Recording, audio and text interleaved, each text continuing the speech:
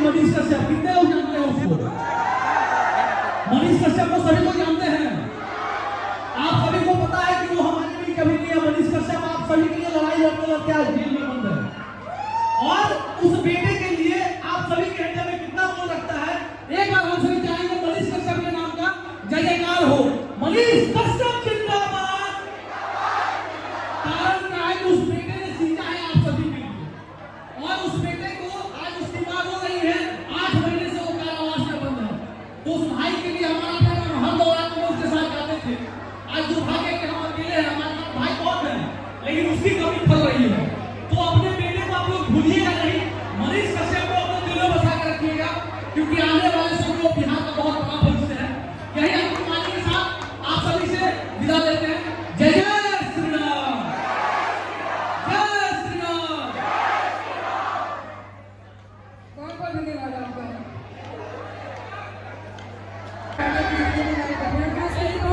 हिंदू समाज के जो यहाँ पे अवेलेबल है डाकिया और दरबार लाइट। सर्वप्रथम आप सभी जितने सनातनी हैं, आपको मेरा चरण स्पर्श है, आपको हमारा प्रणाम है। मैं नागेश सम्राट एक अदना सा बालक हूँ। मैंने जीवन में अपने आप को इतना तपाया है सनातनियों के लिए, और राम जी के प्रति हमारा जो स्नेह है, इस स्नेह को लेकर के हम 2 साल कारावास में रहे हैं। मुझे शर्म नहीं आता कि मैं जेल गया हूँ। मुझे गर्व होता है कि इस हाथों में बेड़िया लगी है तो सनातनियों के लिए लगी है, आप सभी माताओं बहनों के लिए लगी है। मुझे शर्म नहीं आता, क्योंकि कहा गया है जिसने किया कर्म उसका फूट गया कर्म। मुझे शर्म नहीं आता। और ये राम जी का जो उद्घोष है ना, ये उद्घोष रावण के ऊपर जब चढ़ाई हुआ था उससे पहले ये उद्घोष हुआ था।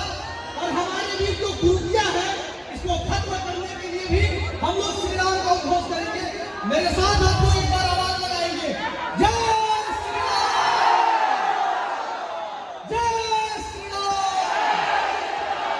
रघुनंदन राघव सरकार की जय। बड़ा ही अद्भुत लगा ये चीज देख करके कि आप लोग जितने जोश से हैं ना, लग रहा है कि हम लोग पाकिस्तान में भी बकवाला उड़ा सकते हैं। ये तो हिंदुस्तान है, ये तो हिंदुस्तान है। हिंदुस्तान तो भगवान भाइयों का है ही, लेकिन पाकिस्तान भी हमारा है, और हम लोग वहां भी भगवान लहराने का काम करेंगे। बहुत तारीफ दीजिए। खेल का हर दस्तूर बदलता है। खतरे में है हिंदुस्तान, तुम्हें लड़ना होगा। मुझे आजाद तो तुम्हें भगत सिंह बनना होगा। संघर्ष भरा प्लेटफॉर्म जो है, इस बीच में हम लोग चाहते हैं कि जितने भी सनातनी है, जात पात से खंड खंड में झुपट रहे हैं।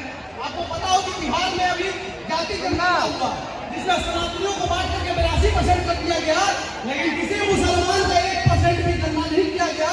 उसको मुसलमान बताया गया और 17% उसका गणना किया।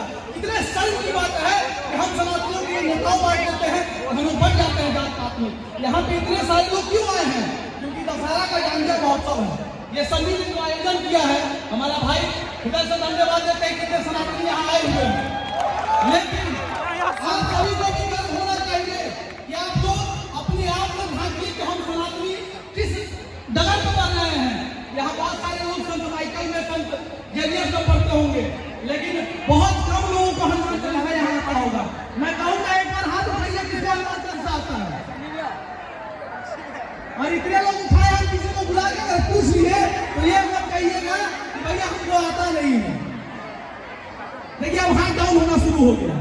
ये सच्चाई है। एक मुसलमान को हर कुरान